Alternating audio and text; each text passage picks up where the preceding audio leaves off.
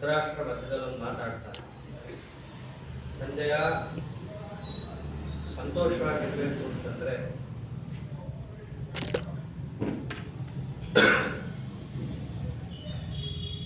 ಎರಡು ಪಂಗಡಗಳ ಮಧ್ಯದಲ್ಲಿ ಈ ರೀತಿ ಇದ್ರೆ ಸಾಧ್ಯ.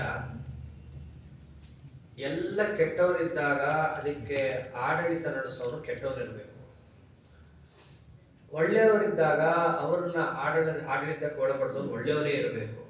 ಒಂಚೂರು ಅದರ ಬದಲು ಆಯ್ತು ಅಂತಂದ್ರೆ ಯಾರಿಗೂ ನೆಮ್ಮದಿ ಇರಲ್ಲ. ಪಾಂಡವರಿಗೇನೋ ಬಹಳ ಅನುಕೂಲ ಆಗೋಗಿದೆ, ಅವ್ರು ಒಳ್ಳೆಯವರೇ ಇದ್ದಾರೆ. ಅವರಿಗೆ ನಿಯಾಮಕ ಕೃಷ್ಣ ಪರಮಾತ್ಮ, ಅವನು ಒಳ್ಳೆಯವನೇ ಇದ್ದಾನೆ. ಆದ್ರೆ ನನ್ನ ಮಗನ ಅವಸ್ಥೆ ಯಾರಿಗೆ ಹೇಳೋಣ? ಅವನಿದ್ದಾನಲ್ಲ ಹುಟ್ಟದಾಗಿಂದ ಅಯೋಗ್ಯ. ಅವನ ಸೇನಾಪತಿ ಭೀಷ್ಮಾಚಾರ ಕೂತಿದ್ದಾರೆ. ಅಧರ್ಮವನ್ನೇ ಮಾಡ್ತಾ ರಾಜ್ಯವನ್ನ ಅನುಭವಿಸಿದವನು. ಒಳಗಿನಿಂದ ಯಾವುದೇ ರೀತಿಯಾದ ಒಳ್ಳೆತನ ಇಲ್ಲ. ಅವನಂತೆ ಅವನ ಅಣ್ಣ ತಮ್ಮಂದಿರಿಗೂ ಕೂಡ ಯಾವುದೇ ರೀತಿಯಾದಂತಹ ಸದ್ಭಾವನೆ ಇಲ್ಲ. ಅಂಥವ್ರು ಯಾರ ಕೈ ಕೆಳಗೆ ಹೋರಾಡಬೇಕು? ಇವಾಗ ಧಾರ್ಮಿಕರ ಕೈ ಕೆಳಗೆ ಹೋರಾಡಬೇಕು. ಅದಕ್ಕೆ ನಮ್ಮ ಮನೆಯಲ್ಲೂ ಅದೇ ನೋಡ್ತೀವಿ. ನಾವೆಲ್ಲ ದೇವ್ರ ಪೂಜೆ ಮಾಡೋಣ ಅಂತಂದಾಗ ಮನೆ ಹಿರಿಯರು ಬೇಡ ಅಂತಂದ್ರೆ, ಅದೇನೆ ಒಂದು ವೇಳೆ ಯಜಮಾನಂಗಿರುತ್ತೆ ಮಾಡಬೇಕು ಅಂತ ಮನೆಯಲ್ಲೆಲ್ಲರೂ ಕೂಡ ನಾನ್ ಕಾಪರೇಷನ್ ಮೂಮೆಂಟ್ ತೋರಿಸಿದ್ರೆ ಮನೆಯಲ್ಲಿ ಆಗೋ ಅವಾಂತರಗಳು ಎಲ್ಲರ ಕಣ್ಣೆದುರು ಇದೆ. ಧೃತರಾಷ್ಟ್ರನು ಅದೇ ಅಂತಾನೆ.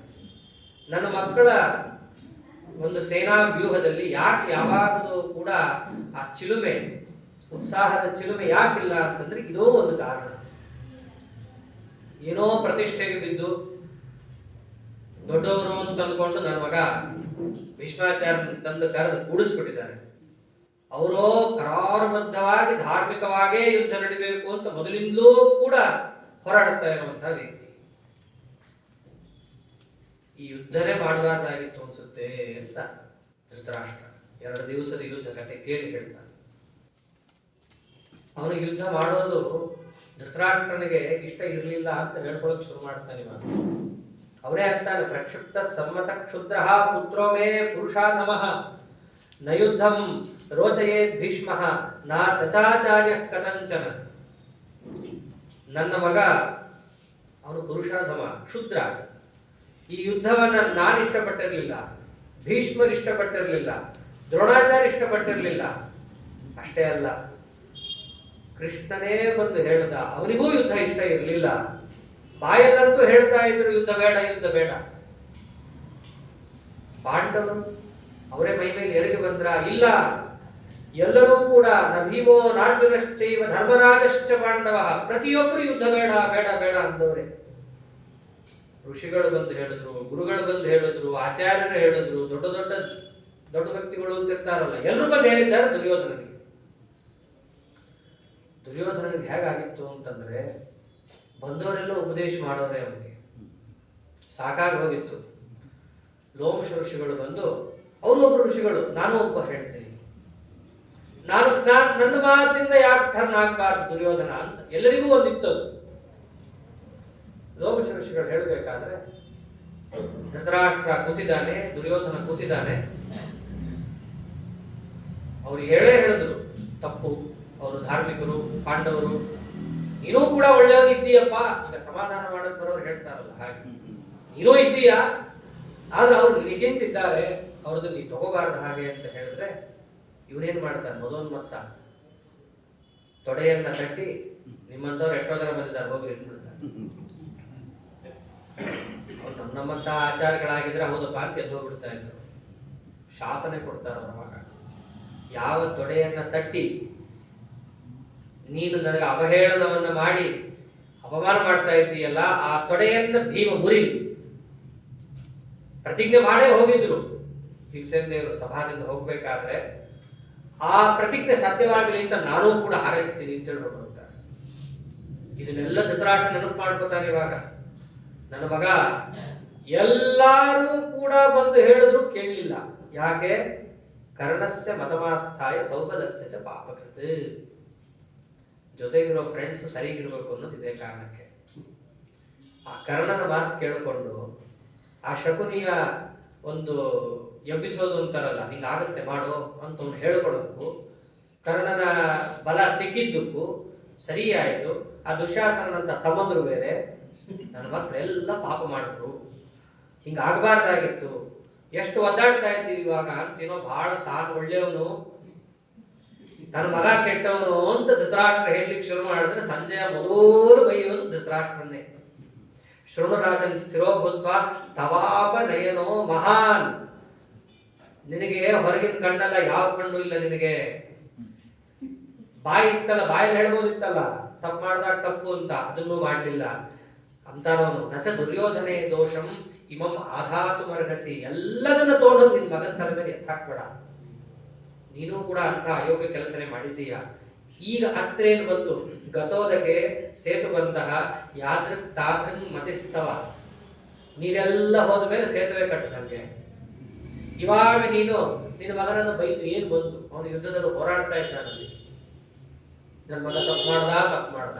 ಕೃಷ್ಣ ಬಂದಾಗ ಹೇಳಬೇಕಿತ್ತು ಇದೇ ಮಾತು. ಕೃಷ್ಣನು ಕೂಡ ಇದೇ ಮಾತಂತಾನೆ, ಧೃತರಾಷ್ಟ್ರ ನೀನ್ ಏನೂ ಕೆಲಸ ಮಾಡಬೇಡ, ಅವ್ರಿಗೆ ಹೆಂಗ್ ಕೂತಿದ್ಯೋ ಹಾಗೆ ಕೂತ್ಕೋ, ಒಂದೇ ಒಂದು ಮಾತಾಡು, ದುರ್ಯೋಧನನನ್ನ ನಾನು ಕಿತ್ತಾಕಿದ್ದೀನಿ, ಪಾಂಡವರು ಬೇಕಾದ ಒಂದು ರಾಜ್ಯವನ್ನು ಆಳಲಿ, ನೀವು ಒಂದು ಚೂರಿ ಮಾತನ್ನ ಆಡು ಸಾಕು, ಮುಂದಿನ ನಾನು ನೋಡ್ಕೋತೀನಿ. ಇಷ್ಟು ಆಡ್ಲಿಕ್ಕೆ ಹೆದರ್ತಾ ಇದ್ದ ಧೃತರಾಷ್ಟ್ರ, ಅಷ್ಟು ಪುತ್ರ ವ್ಯಾಮೋಹ. ಅದನ್ನೆಲ್ಲ ನೋಡಿದ್ದ ಸಂಜಯ, ಕೃಷ್ಣ ಬಂದು ಬಾಯಲ್ಲಿ ಹೇಳ್ದಾಗ್ಲೂ ಕೇಳಲಿಲ್ಲ. ನೀನು ಒಂದೇ ಮಾತು ಹೇಳ್ಬೇಕು ನಿನಗೆ, ಏನು? ತಸ್ಯಾನುಮೇನೆ ಹತ ಪುಣ್ಯ ಲೇಷಃ. ದೊಡ್ಡವರು ಬಂದು ಒಳ್ಳೆ ಕೆಲಸ ಮಾಡು ಅಂತ ಹೇಳಿದಾಗ್ಲೂ ನೀನು ಒಳ್ಳೆ ಕೆಲಸ ಮಾಡ್ಲಿಕ್ಕೆ ಮನಸ್ಸು ಅದರಂತೆ ಪ್ರವೃತ್ತಿ ಬರಲಿಲ್ಲ ಅಂತಂದ್ರೆ ನಿನ್ನಲ್ಲಿ ಪುಣ್ಯ ಇಲ್ಲ ಅಂತ ಅರ್ಥ ಅಷ್ಟೇ. ಎಲ್ಲ ಕಳ್ಕೊಂಡು ಹಾಳಾಗಿ ಹೋಗಿದ್ದೀಯಾ. ಈಗ ಮಗನನ್ನ ಬಂದ್ರೆ ಏನು ಬೈದ್ರೆ ಏನು ಬಂತು? ಆದ್ದರಿಂದ ಬೈಯೋದು ಬಿಡು. ಏನೋ ಬಹಳ ಕೇಳಿದ್ದೀಯಲ್ಲ ಯುದ್ಧದಲ್ಲಿ ಏನಾಗ್ತಾ ಇದೆ ಅಂತ. 2 ದಿವಸದಲ್ಲಿ ಮೊದಲನೇ ದಿವಸ ಏನೋ ಒಂಚೂರು ಗೆದ್ವಿ ಅಂತ ಅನ್ನೋ ಅಷ್ಟರಲ್ಲಿ 2ನೇ ದಿವಸದಲ್ಲಿ ಪಾಂಡವರಿಗೆ ದಿನದ ಜಯ ದಕ್ಕಿದೆ. ಪಾಂಡವರು ಮೇಲ್ಗೈಯನ್ನು ಸಾಧಿಸಿದ್ದಾರೆ. ಮುಂದೇನಾಯ್ತು ಅಂತ ಧೃತರಾಷ್ಟ್ರ ಕೇಳಿದಾಗ 3ನೇ ದಿವಸವನ್ನು ಹೇಳಲಿಕ್ಕೆ ಹೊರಟ. ಭೀಷ್ಮಾಚಾರ್ಯರು ನಾವೇ ಸೇನೆಯನ್ನ ವ್ಯೂಹ ಮಾಡ್ತೀವಿ ಅಂತ ಹೇಳಿ ಗರುಡ ವ್ಯೂಹವನ್ನು ಅವರು ರಚನೆ ಮಾಡಿದಾಗ ಮುಂದೆ ತಾವೇ ನಿಲ್ತಾರೆ ಕೊಕ್ಕಿನ ಭಾಗದಲ್ಲಿ. ಪಾಂಡವರು ಕೂಡ ಅದರಂತೆ ಅರ್ಧಚಂದ್ರಾಕೃತಿ ಆ ವ್ಯೂಹವನ್ನು ರಚನೆ ಮಾಡಿ ಚಂದ್ರದ ಆ ಭಾಗ ಈ ಭಾಗದಂತೆ ಒಂದೊಂದು ಕಡೆಯೂ ಪ್ರಧಾನ ಸೇನಾನಿಗಳನ್ನು ಅಲ್ಲಿ ನೇಮಕವನ್ನು ಮಾಡ್ತಾ ಪಾಂಡವರು ತಮ್ಮ ದಿನದ ಆರಂಭವನ್ನು ಮಾಡ್ತಾರೆ. 3ನೇ ದಿನದ್ದು ಭೀಷ್ಮಾಚಾರ್ಯರಲ್ಲಂತೂ ಅವತ್ತಿನ ದಿವಸ ವಿಶೇಷ ಸನ್ನಿಧಾನ. ಅವರ ಹರಿವಾಯು ಗುರುಗಳನ್ನ ನೆನೆದು ತಾವೇನು ಪರಶುರಾಮ ದೇವರಲ್ಲಿ ಅಧ್ಯಯನ ಮಾಡಿರ್ತಾರೋ ಅದನ್ನು ವಿಶೇಷವಾಗಿ ತಮ್ಮನ್ನು ಅನುಸಂಧಾನ ಮಾಡಿಕೊಂಡು ಹೋರಾಡಕ್ಕೆ ಅವರು ಬಂದಿರ್ತಾರೆ. ಅರ್ಧಚಂದ್ರಾಕೃತಿಯನ್ನು ಭೇದಿಸ್ಬಿಡ್ತಾರೆ. ಮೊದಲಿಗೆ ದಿನದ ಪ್ರಾರಂಭದಲ್ಲೇನೆ ನವ್ಯೂಹೋ ಭಿದ್ಯತೆ ತತ್ರ ಕೌರವಾಣಂ ಕಥಂಚನ, ಆ ಅರ್ಧಚಂದ್ರಾಕೃತಿಯನ್ನು ಭೇದಿಸಬೇಕು ಅಂತಾನೆ ಭೀಷ್ಮರು ಮೊದಲು ನುಗ್ಗುತ್ತಾರೆ. ಅರ್ಜುನ ಎದುರುಗೊಳ್ಳುತ್ತಾನೆ. ಎದುರುಗೊಳ್ಳುವಾಗ ಅರ್ಜುನ ತಾನೂ ಕೂಡ ಅವರ ಸೇನೆಯನ್ನು ಭೇದಿಸೋದು, ಅವರು ಇವರ ಸೇನೆಯನ್ನು ಭೇದಿಸೋದು, ಒಬ್ರಿಗೊಬ್ರು ಎದುರು ಆಗೋದೇ ಇಲ್ಲ. ಮೊದಲಿಗೆ ಯಾಕೆ ಸುಮ್ಮನೆ ನಾನು ಭೀಷ್ಮರನ್ನು ಎದುರುಗೊಳ್ಬೇಕು? ಅರ್ಜುನನ ಮನಸ್ಥಿತಿ ಅದು. ಮೊದಲಿಗೆ ಭೀಷ್ಮರನ್ನ ಎದುರಿಗೆ ತಂದು ಪರಮಾತ್ಮ ನಿಲ್ಲಿಸಿದ್ರೆ ಹೋರಾಡ್ತಾನೆ ಇರಲ್ಲ, ಅವ್ರಿಗೆ ಅಲ್ಲಿ ಇಲ್ಲಿ ಮಾಡಿಬಿಟ್ಟುಕೊಂಡು ಆಡಾಡ್ತಿರ್ತಾನೆ. ಇನ್ನ ಈ ದಿವಸದಲ್ಲಂತೂ ಭೀಷ್ಮರನ್ನು ಎದುರುಗೊಳ್ಳೋದೇ ಇಲ್ಲ. ಆ ಕಡೆ ಈ ಕಡೆ ರಥ ತಗೊಂಡು ಇವರು ಹೋಗ್ತಿರ್ತಾರೆ. ಭೀಷ್ಮರು ಅಷ್ಟೇ, ಅವರ ಗುರಿ ಬೇರೆನೇ ಇರುತ್ತೆ. 3ನೇ ದಿವಸದಲ್ಲಂತೂ ಅವ್ರು ಅಲ್ಲಿ ಇಲ್ಲಿ ಹೋಗೋದೇ ಇಲ್ಲ. ಯೋಚನೆ ಮಾಡಿದ್ರು, ಸುಮ್ಮನೆ ಅವ್ರ ಮೇಲೆ ಇವ್ರ ಮೇಲೆ ಮಾಡಿಬಿಟ್ಟು ಏನು ಮಾಡಬೇಕು? ನಮ್ಮ ಗುರಿ ಏನು? ಧರ್ಮರಾಜ, ಅವನನ್ನು ಹಿಡಿಬೇಕು, ಅದನ್ನೇ ಮಾಡೋಣ. ಅವರನ್ನು ಎಲ್ಲೋ ಮಧ್ಯದಲ್ಲಿ ನಿಲ್ಲಿಸಿದ್ದಾರೆ, ಅಲ್ಲಿಗೆ ನುಗ್ಗಣಂತೆ ಅಂತ ಹೇಳಿ ಅರ್ಧಚಂದ್ರಾಕೃತಿಯ ವ್ಯೂಹದಲ್ಲಿ ಅವರು ರಥವನ್ನು ಧಾವಿಸಿಕೊಂಡು ತಮ್ಮ ಪಡೆ ಏನಿತ್ತಲ್ಲ ಅದನ್ನು ತಗೊಂಡು ಅವರು ನುಗ್ಗುತ್ತಾ ಇದ್ದಾರೆ. ಅಷ್ಟು ನುಗ್ಗಿದ್ರೂ ಕೂಡ ಭೇದಿಸಕ್ಕಾಗ್ತಾ ಇಲ್ಲ ಅವರಿಗೂ. ಅಷ್ಟು ತಡಿತಾ ಇದ್ದಾರೆ ಪ್ರತಿಯೊಬ್ಬರು ಕೂಡ. ಯಾರಿದ್ದು ತಥೈವ ಭೀಮಸೇನೋಪಿ ರಾಕ್ಷಸಶ್ಚ ಘಟೋತ್ಕಜಃ ಸಾತ್ಯಕಿಶ್ಚೇಕಿತಾಶ್ಚ ದ್ರೌಪದೇಯಾಶ್ಚ ಭಾರತ. ಅವರೊಬ್ಬರನ್ನು ಎದುರುಗೊಳ್ಳಕ್ಕೆ ಅಲ್ಲಿ ಎಷ್ಟೋ ಜನ ನಿಂತಿದ್ರು. ಅವ್ರನ್ನೆಲ್ಲ ದಾಟ್ಕೊಂಡು ಹೋಗಬೇಕು, ಒಬ್ರೊಬ್ಬರೇ ಸಾಕು ಇವ್ರನ್ನ ಆಡಿಸಕ್ಕೆ. ಭೀಮಸೇನ, ಘಟೋತ್ಕಚ, ಸಾತ್ಯಕಿ, ದ್ರೌಪದೇಯರು, ಅಭಿಮನ್ಯು ಇವರೆಲ್ಲರೂ ಭೀಷ್ಮನನ್ನು ಎದುರುಗೊಳ್ತಾರೆ.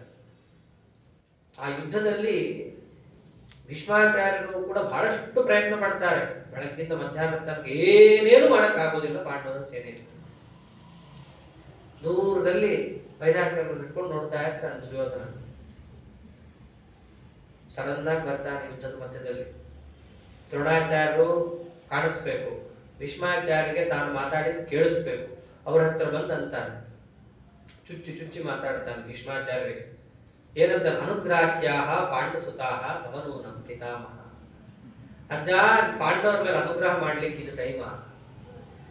ನಿನಗೆ ಅವ್ರ ಮೇಲೆ ಪ್ರೀತಿ ಜಾಸ್ತಿ ಅಂತ ನನಗೆ ಗೊತ್ತಿದೆ. ಯಥೇಮಾಂ ಕ್ಷಮಸೇ ವೀರ ಮಧ್ಯಮಾನಾಂ ವರೂತಿನಿ. ಯಾವ ಸೇನೆಯನ್ನು ನೀನು ಸಂಹಾರ ಮಾಡ್ತೀಯಾ ಅಂತ ಹೇಳಿ ನಂಬಿ ನಿನಗೆ ಪಟ್ಟವನ್ನು ಕಟ್ಟನ್ನು ನೀನೇನ್ ಮಾಡ್ತಾ ಇದ್ದೀಯಾ? ನಮಸ್ಕಾರ ಮಾಡಿದವ್ರಿಗೆ ಕ್ಷಮೆ ಕೊಟ್ಟು ಕಳಿಸ್ತಾ ಇದ್ದೀಯಲ್ಲ. ಪಾಪ ಮುದುಕ ಎಲ್ಲ ಬಿಟ್ಟು ಹೋರಾಡ್ತಾ ಇದ್ರೆ ಇವನು ಹೋಗಿ ಚುಚ್ಚಿ ಮಾತಾಡ್ತಾನೆ. ಪಾಂಡವರ ಮೇಲೆ ಪ್ರೀತಿ ನಿಮ್ಗೆ, ಅದಕ್ಕೆ ಹೋರಾಡ್ತಾ ಇಲ್ಲ.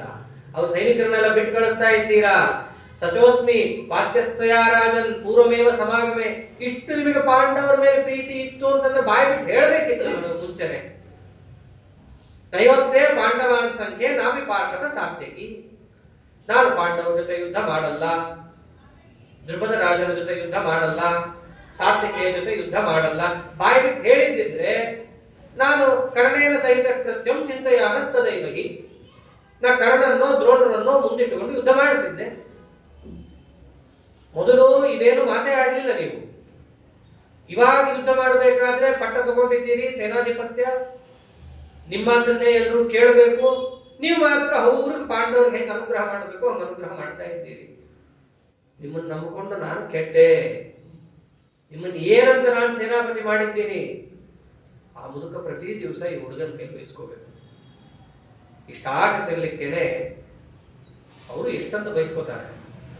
ಪಾಂಡವರನ್ನ ಗೆಲ್ಲಕ್ಕಾಗಲ್ಲ, ಹೋಗಂದ್ಬಿಡ್ತಾರೆ. ಅಜೇಯ ಪಾಂಡವ ಯುದ್ಧೆ ದೇವೈರಪಿ ಸವಾಸವೈ. ಪಾಂಡವರನ್ನ ಯುದ್ಧದಲ್ಲಿ ಗೆಲ್ಲಕ್ಕಾಗಲ್ಲ. ನೀನೇನೋ ಕರೆದಿದ್ದೀಯಾ, ಒಂದು ಯುದ್ಧ ಮಾಡ್ತಾ ಇದ್ದೀನಿ. ಇವೆಲ್ಲ ಭೀಷ್ಮಾಚಾರ ಹೊಸದಾಗೇನಲ್ಲ. ಉದ್ಯೋಗ ಪರ್ವದಲ್ಲೇ ಎಲ್ಲ ನಿರ್ಣಯ ಆಗೋಗಿರುತ್ತೆ. ಮಹಾಭಾರತದ ಒಂದು ಶ್ಲಾಘನೆಯನ್ನು ನೋಡ್ಬೇಕಾದ್ರೆ ವಿರಾಟೋದ್ಯೋಗ ಸಾರವಾನ್ ಅಂತ ಹೇಳ್ತಾರೆ. ವಿರಾಟ ಪರ್ವ, ಉದ್ಯೋಗ ಪರ್ವ, ಸಾರಭಾಗ ಅಂತ. ಯಾಕೆಂದ್ರೆ ಅಲ್ಲೇ ಎಲ್ಲ ನಿರ್ಣಯ ಆಗೋಗಿರುತ್ತೆ. ಭೀಷ್ಮಾಚಾರ್ಯರು ಸಭೆಯಲ್ಲಿ ದೊಡ್ಡದಾಗಿ ಉದ್ಘೋಷಣೆ ಮಾಡಾಗಿರುತ್ತೆ. ಪಾಂಡವರನ್ನ ನಾವು ಗೆಲ್ಲಕ್ಕಾಗಲ್ಲ, ಕಾರಣ ಒಂದೇ, ಯಥೋ ಕೃಷ್ಣ ತಥೋ ಜಯ. ಕೃಷ್ಣ ಇದ್ದಾನ ಅವ್ರ ಕಡೆ, ನಮ್ಮ ಕೈ ಗೆಲ್ಲಕ್ಕಾಗಲ್ಲ. ಅವಾಗ್ಲೇನೆ ನೂರಾರು ಆಲೋಚನೆ ಎಲ್ಲ ಬರುತ್ತೆ. ಭೀಷ್ಮಾಚಾರ್ಯರು ಅದೇ ಅಂತಾರೆ, ಈಗ ಯುದ್ಧದಲ್ಲಿ ಎಲ್ಲರನ್ನೂ ನಾವು ಎದುರಿಸಬಹುದು. ಈಗ ಒಬ್ರೊಬ್ರು, ಈಗ ದುರ್ಯೋಧನ ಭೀಮನನ್ನ ಎದುರುಗೊಳ್ಳಬಹುದು. ಅರ್ಜುನನನ್ನ ಯಾರು ಎದುರುಗೊಳ್ಳುತ್ತಾರೆ ಅಂತ ಪ್ರಶ್ನೆ ಬಂದಾಗ ಕರ್ಣ ನಾನು ಅಂತ ಎದ್ದು ನಿಲ್ತಾರೆ. ಭೀಷ್ಮಾಚಾರ್ಯರಂತೂ ನಿನ್ ಕೈಲಿ ಆಗಲ್ಲ. ಸಿನಿಮಾದಲ್ಲಿ ನೀನು ಹೀರೋ, ಇಲ್ಲೆಲ್ಲ ಅಲ್ಲ. ಕಾರಣ ಅರ್ಜುನ ಯಾರಿಂದಲೂ ಕೂಡ ಶಪಿತ ಅಲ್ಲ. ನಿನ್ನ ಗುರುಗಳೇ ಶಾಪ ಕೊಟ್ಟಿದ್ದಾರೆ. ಎಲ್ಲ ಮರೆತು ಕೂತ್ಕೋತೀಯ ನೀನು, ಹಾಗಾಗಿ ನಿನ್ನ ಕೈಲಿ ಏನೂ ಆಗೋದಿಲ್ಲ. ಅರ್ಜುನನ್ನ ಎದುರುಗೊಳ್ಳಬಹುದು ಅಂತಂದ್ರೆ ನಾನು ಭೀಷ್ಮಾಚಾರ್ಯ ಅಂತ ಎದುರುಗೊಳ್ಳೋದು, ಗೆಲ್ಲೋದು ಆಮೇಲೆ. ನನಗೆ ಪರಾಜಯ ಇಲ್ಲ, ಅಬದ್ಧತ್ವ ಇದೆ, ಇವೆಲ್ಲ ವರಗಳನ್ನ ಗಮನದಲ್ಲಿಟ್ಟುಕೊಂಡು ಮಾತಾಡ್ತಾ ಇದ್ದೀನಿ. ಅರ್ಜುನನ್ ನಾ ಎದುರುಗೊಳ್ತೀನಿ. ಇವ್ರನ್ನೆಲ್ಲರನ್ನೂ ಎದುರುಗೊಳ್ಬಹುದು, ಕೃಷ್ಣನನ್ನು ಯಾರು ಎದುರುಗೊಳ್ತಾರೆ? ಪಾಂಡವರು ಯುದ್ಧಕ್ಕೆ ಬರ್ತಾರೆ ಅಂತಂದ್ರೆ ಕೃಷ್ಣ ನಿಂತೇ ನಿಲ್ತಾನೆ, ಅವರ ಪಕ್ಷಕ್ಕೆ ಹೋಗ್ತಾನೆ. ಅವರನ್ನು ಯಾರು ಎದುರುಗೊಳ್ಳುತ್ತಾರೆ? ದುರ್ಯೋಧನ ಎದ್ದು ನೀರಿದ್ದೀರಲ್ಲ, ಪರಶುರಾಮ ದೇವರನ್ನ ಸೋಲಿಸ್ಬಿಟ್ಟಿದ್ದೀರಲ್ಲ, ಕೃಷ್ಣನನ್ನ ಸೋಲಿಸ್ಲಿಕ್ಕಾಗಲ್ಲೇನು ಅಂತಂದ್ರೆ ಆಗಂತಾರೆ ಭೀಷ್ಮಾಚಾರ್ಯರು. ಕುರಿಯನ್ನ ಹೇಗೆ ಕತ್ತರಿಸಿ ಹಾಕ್ತಾನಲ್ಲ, ಕೃಷ್ಣನನ್ನ ಹಂಗೆ ಕತ್ತರಿಸಿ ಹಾಕ್ತಾನೆ. ಬಿಟ್ರೆ ಇದೇ ಮಾತಾಡ್ತಾರೆ. ಏನನ್ಕೊಂಡಿದ್ದೀಯ ವಾಸುದೇವನನ್ನ, ಅವನ ಪರಾಕ್ರಮವನ್ನ? ಕಾಲೇವನನ್ನು ಹೊಡೆದು ಕಳಿಸಿದ್ದಾರೆ. 23 ಬಾರಿ ಜರಾಸಂಧನನ್ನು ಸೋಲ್ಸಿ ಕಳಿಸಿದ್ದಾನೆ. ಸರಿಯಾಗಿ ನೋಡ್ಕೊಂಡು ಮಾತಾಡು, ಯಾರು ಅವನನ್ನು ಎದುರಿಸ್ತಾರೆ? ಅವಾಗ ಹೇಳ್ಬೇಕಾದ್ರೆ ಕೃಷ್ಣ ಅವನೊಬ್ಬನೇ ಸಾಕು ನಮ್ಮನ್ನ ಮರ್ದನ ಮಾಡ್ಲಿಕ್ಕೆ. ಎಲ್ಲ ನೆನಪು ಮಾಡ್ಕೊಡ್ತಾರೆ ದುರ್ಯೋಧನನಿಗೆ. ಅವ್ರ ಅಣ್ಣ ಬಂದಿದ್ದ, ಇಡೀ ಹಸ್ತಿನಾವತಿ ಪಟ್ಟಣವನ್ನೇ ಹಲಾಯುಧದಿಂದ ಎತ್ತಿ ಯಮುನಾ ನದಿಯಲ್ಲಿ ಒಗೆದು ಬಿಡ್ತೀನಿ ಅಂತ ಹೋಗಿದ್ದ. ನಿನ್ನ ಪುಣ್ಯ ಅವ್ರು ಯುದ್ಧ ಯಾರು ಮಾಡ್ತಿಲ್ಲ ಯಾದವರು. ಒಂದು ವೇಳೆ ಯುದ್ಧ ಮಾಡೋದು ಅಂತಾಗಿದ್ರೆ ಅವರೆಲ್ಲ ಸೀದಾ ಪಾಂಡವರ ಪಕ್ಷಕ್ಕೆ ಹೋಗ್ತಾ ಇದ್ರು. ಜಯ ಅನ್ನೋ ಜಕಾರ ಸಹಿತ ನೀವು ಬಿಟ್ಬಿಡ್ಬೇಕು, ಮಾತಾಡಬಾರ್ದು. ಹಾಗಿತ್ತು ನಿನ್ನ ಅವಸ್ಥಾ. ಹೀಗೆಲ್ಲ ಚಿಂತನೆ ನಡೆಸಿರ್ತಾರೆ. ಪಾಂಡವರು ಯುದ್ಧ ಮಾಡಿದರೆ ಕೃಷ್ಣ ಅವರ ಪಕ್ಷಕ್ಕೆ ಹೋಗ್ತಾರೆ. ಆದ್ದರಿಂದ ಪಾಂಡವರನ್ನ ಗೆಲ್ಲಕ್ಕಾಗಲ್ಲ.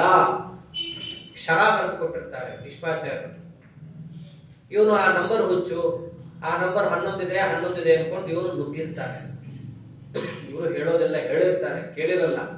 ಕಡೆಗೆ 3ನೇ ದಿವಸದ ಯುದ್ಧದಲ್ಲಂತೂ ಪಾಂಡವರನ್ನ ಸೋಲಿಸಲಿಕ್ಕಾಗದೇ ಇರೋದು ಭೀಷ್ಮಾಚಾರ್ಯರ ಕೈಯಲ್ಲಿ ನೋಡಿ ಫ್ರಸ್ಟ್ರೇಟ್ ಆಗಿ ಯಾರ ಮೇಲೆ ಸಿಟ್ಟು ತೋರಿಸ್ಬೇಕು? ಭೀಷ್ಮಾಚಾರ್ಯ ಮೇಲೆ ತೋರಿಸ್ಬೇಕು. ಭೀಷ್ಮಾಚಾರ್ಯರನ್ನೇ ಅಂದಾಗ ಅವ್ರು ಅವತ್ತೇ ನಿನಗೆ ಹೇಳಿದ್ದೆ ಅವ್ರನ್ನ ಗೆಲ್ಲಕ್ಕಾಗಲ್ಲ ಅಂತ. ಸುಮ್ಮನೆ ಹಠ ಹಿಡಿದು ಇವೆಲ್ಲ ಮಾಡ್ತಾ ಇದ್ದೀಯ. ಆಯ್ತು, ನಿನ್ನ ಖುಷಿಗೋಸ್ಕರ ನಾನು ಯುದ್ಧ ಮಾಡ್ತೀನಿ. ಇವತ್ತು ನೋಡು ಪ್ರತಿಜ್ಞೆ ಮಾಡ್ತಾರೆ. ಅದ್ಯ ಪಾಂಡ ಸುತಾನೇಕಃ ಸಸೈನ್ಯಾನ್ ಸಹ ಬಂಧುಭಿಃ ಸೋಹಂ ನಿವಾರಯಿಷ್ಯಾಮಿ ಸರ್ವಲೋಕಸ್ಯ ಪಶ್ಯತಃ. ಒಬ್ಬ ಪಾಂಡು ಸುತ, ಪಾಂಡವನ ಅಧೀನದಲ್ಲಿರುವ 10,000 ಯೋಧರನ್ನು ನಾನು ಬೀಳಿಸ್ತೀನಿ. ಅವರ ಪ್ರತಿಜ್ಞೆ. 10,000 ರಥಿಗಳನ್ನ ಒಂದು ದಿನದಲ್ಲಿ ಕೆಳಗೆ ಉರುಳಿಸ್ತೀನಿ ಅಂತಂದ್ರೆ ಯುದ್ಧ ಬೇಗ ಮುಗಿದು ಹೋಗುತ್ತೆ, 18 ದಿವಸಕ್ಕೂ ಹೋಗಲ್ಲ. ಹಾಗೆ ಘೋರವಾದ ಪ್ರತಿಜ್ಞೆಯನ್ನು ಭೀಷ್ಮಾಚಾರ್ಯ ಮಾಡ್ತಾರೆ. ಅಷ್ಟೊತ್ತಿಗಾಗಲೇ ಗತಪೂರ್ವಾಂಡ ಭೂಯಿಷ್ಠೆ ತಸ್ಮಿನ್ನ ಹರಿ ಭಾರತ ಪಶ್ಚಿಮಾಂ ದಿಶಮಾಸ್ಥಾಯ ಸ್ಥಿತೇ ಚಾಪಿ ದಿವಾಕರೆ. ಪಾಂಡವರ ಸೇನೆ ಬಹಳ ಖುಷಿಯಾಗಿರುತ್ತೆ. 3ನೇ ದಿವಸ ಆಯ್ತು, ಏನು ಉತ್ಸಾಹನೇ ಇಲ್ಲ ಕೌರವರ ಸೇನೆಯಲ್ಲಿ. ಸೂರ್ಯಾಸ್ತ ಆಗ್ತಾ ಇದೆ. ಇನ್ನ ಸೂರ್ಯಾಸ್ತ ಇಲ್ಲ, 4 ಗಂಟೆ 3:30 ಆಗಿರುತ್ತೆ. ಸೂರ್ಯಾಸ್ತಕ್ಕಿನ್ನ ಸಮಯ ಇದೆ. ಆಗಲೇ ಪಾಂಡವರ ಸೇನೆ ಜಯಘೋಷ ಮಾಡ್ತಾ ಇರುತ್ತೆ. ಜಯಂ ಪ್ರಾಪ್ತೇಶು ವೃಷ್ಟೇಶು ಪಾಂಡವೇಶು ಮಹಾತ್ಮಸು. ಪಾಂಡವರೆಲ್ಲರೂ ಖುಷಿಯಾಗಿ ಜಯಘೋಷ ಮಾಡ್ತಾ ಆಯ್ತು, ದಿನ ನಮ್ದೇ, ಗೆದ್ವಿ ಅಂತ ಅನ್ನೋವಾಗ ಇವರು ಪ್ರತಿಜ್ಞೆ ಮಾಡಿ ನುಗ್ಗುತ್ತಾರೆ ಭೀಷ್ಮಾಚಾರ್ಯರು. ಆ ತಾಲಧ್ವಜವನ್ನು ಹಿಡ್ಕೊಂಡು ತಮ್ಮ ಒಂದು ಗುಂಪಿನಲ್ಲಿದ್ದಂತಹ ಮಹಾರಥಿಗಳನ್ನ ತಮ್ಮ ಜೊತೆ ಕೂಡಿಕೊಂಡು ಭೀಷ್ಮಾಚಾರ್ಯರು ನುಗ್ಗಿದ್ರೆ ಹೇಗಿತ್ತು ಅಂತ ಹೇಳ್ತಾರೆ. ಈ ಗಂಗಾಸಾಗರ ಸಂಗಮದಲ್ಲಿ ಗಂಗೆಯ ವೇಗ ಸಮುದ್ರಕ್ಕೆ ನುಗ್ಗಿದಾಗ ಗಂಗೆ ವೇಗದಿಂದ ಸಮುದ್ರ ಹಿಂದಕ್ಕೆ ಹೋಗುತ್ತೆ ಸ್ವಲ್ಪ ದೂರ. ಅಷ್ಟು ವೇಗವಾಗಿ ಗಂಗಾ ನದಿ ಸಮುದ್ರಕ್ಕೆ ನುಗ್ಗುತ್ತೆ. ನೋಡಿದವ್ರಿಗೆ ಗೊತ್ತಾಗುತ್ತೆ.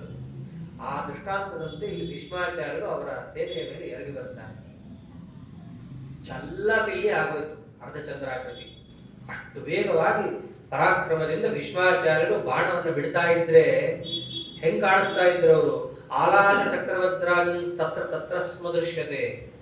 ಆಲಾದ ಚಕ್ರ ಅಂತಂದ್ರೆ ಒಂದು ಬೆಂಕಿಯ ಉಂಡೆಯನ್ನ ಹಗ್ಗಕ್ಕೆ ಕಟ್ಟಿಕೊಂಡು ಹಗ್ಗ ತಿರುಗಿಸ್ತಾ ಇದ್ರೆ ಅಲ್ಲೊಂದು ಚಕ್ರನೇ ಕಾಣುತ್ತೆ ನಮಗೆ. ಒಂದೇ ಒಂದು ಬೆಂಕಿಯ ಉಂಡೆ ಇದ್ರು ಚಕ್ರ ಕಂಡಂತೆ ಭೀಷ್ಮಾಚಾರ್ಯರ ರಥ ಎಲ್ಲಾ ಕಡೆ ತಿರುಗ್ತಾ ಇತ್ತು. ಎಲ್ಲಿ ನೋಡಿದ್ರು ಭೀಷ್ಮಾಚಾರ್ಯರೇ ಕಾಣಿಸ್ತಾ ಇದ್ದಾರೆ. ಅವರ ಧನುಸ್ಸಿನಿಂದ ಬಾಣಗಳೆಲ್ಲ ಕಿಡಿ ಬರ್ತಾ ಇತ್ತು. ಅಷ್ಟು ವೇಗವಾಗಿ ಆ ಧನುಸ್ಸಿಗೆ ಆ ಕಬ್ಬಣದ ಬಾಣವನ್ನು ಇಟ್ಟು ಹೊಡಿತಾ ಇದ್ರೆ ಸಾಮಾನ್ಯವಾಗಿ ಕಿಡಿ ಬಹಳ ಜೋರಾಗಿ ತಿಕ್ಕದಾಗ ಬರುತ್ತೆ. ಅಂತಹದ್ದು ಅವರ ಬಾಣವನ್ನು ಬಿಡೋ ವೇಗ ಎಷ್ಟಿತ್ತು ಅಂದ್ರೆ ಬಿಲ್ಲಿನಿಂದ ಕಿಡಿ ಬರ್ತಾ ಇತ್ತು. ಅಷ್ಟು ವೇಗವಾಗಿ ಅವರು ಬಾಣವನ್ನು ಬಿಡ್ತಾ ಪ್ರತಿಯೊಬ್ಬರನ್ನು ಎದುರಿಗಿದ್ದವ್ರನ್ನ ಮಲಗಿಸಿ ಹೋಗ್ತಾ ಇದ್ರೆ ಸಂಜಯ ಒಂದೇ ಮಾತಂತಾನೆ, ಯೋ ಯೋ ಭೀಷ್ಮಂ ನರವ್ಯಾಘ್ರಂ ಅಭ್ಯೇತಿ ಯುಧಿ ಕಶ್ಚನ ಮುಹೂರ್ತ ದೃಷ್ಟ ಸಮಯ ಪತಿತೋ ಭವಿದೃಶ್ಯತೆ.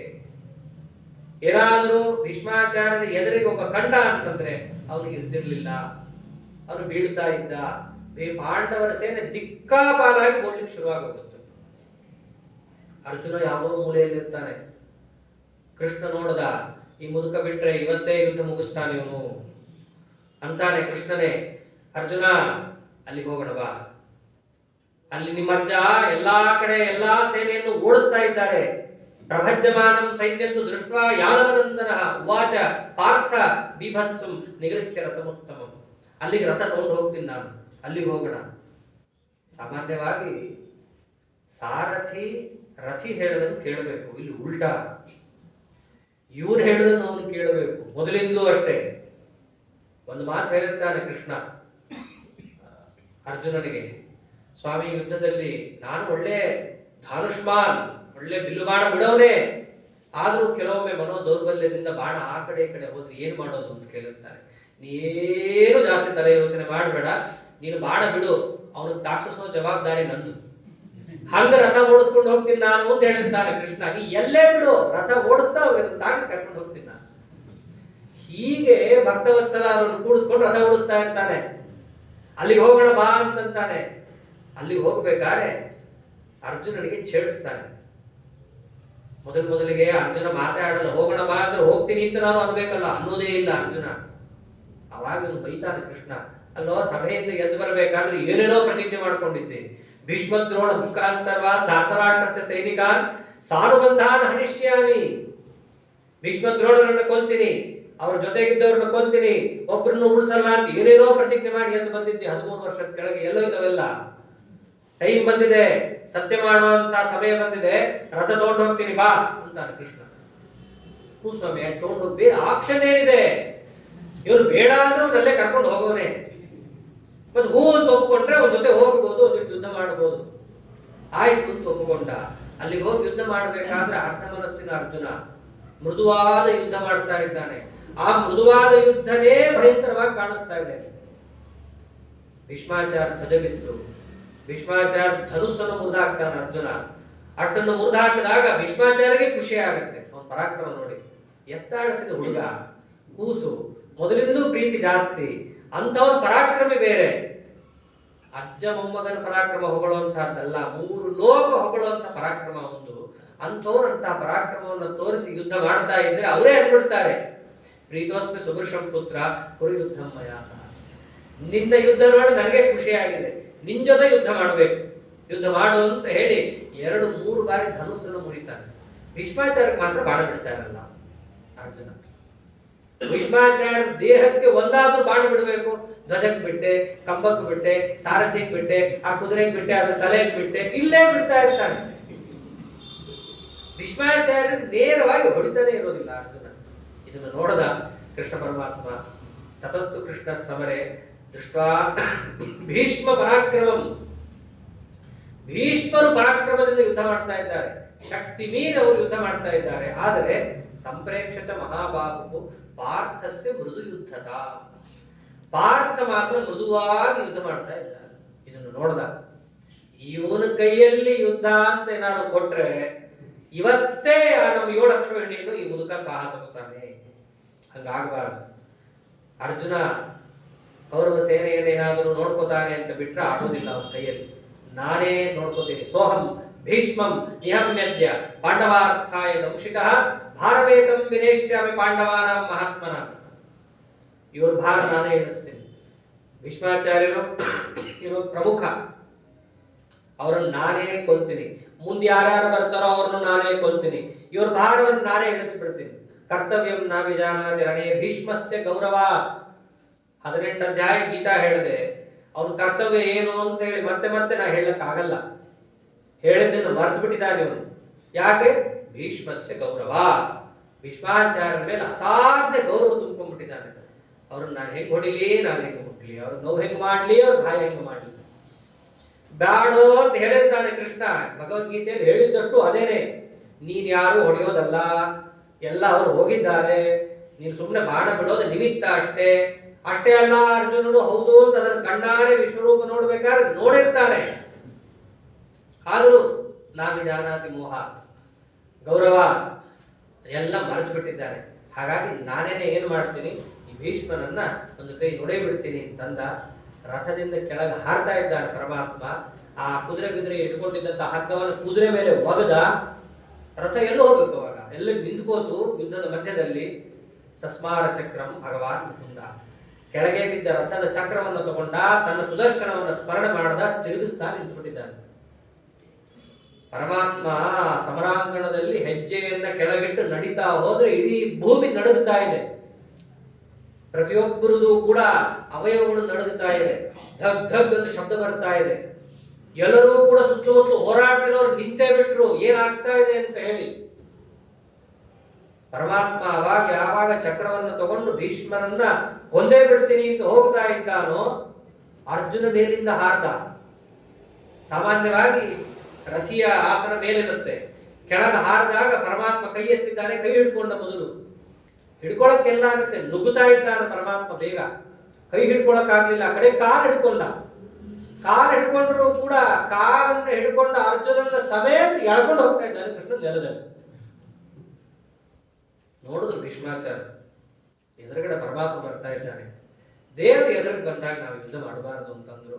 ತಮ್ಮ ಬಿಲ್ಲು ಬಾಣ ಎಲ್ಲ ಆ ಕಡೆ ಒಗೆದು ಬಿಟ್ರು, ಕೈ ಮುಕ್ಕೊಂಡು ಅಂತ ಇದ್ದಾರೆ, ಏಹಿ ದೇವೇಶ ಜಗನ್ನಿವಾಸ ನಮೋಸ್ತುತೆ ಮಾಧವ ಚಕ್ರಪಾಣೆ ಪ್ರಸಖ್ಯ ಮಾಂ ಪಾತಯ ಲೋಕನಾಥ ರಥೋತ್ತಮ ಸರ್ವಶರಣ್ಯ ಸಂಖ್ಯೆ.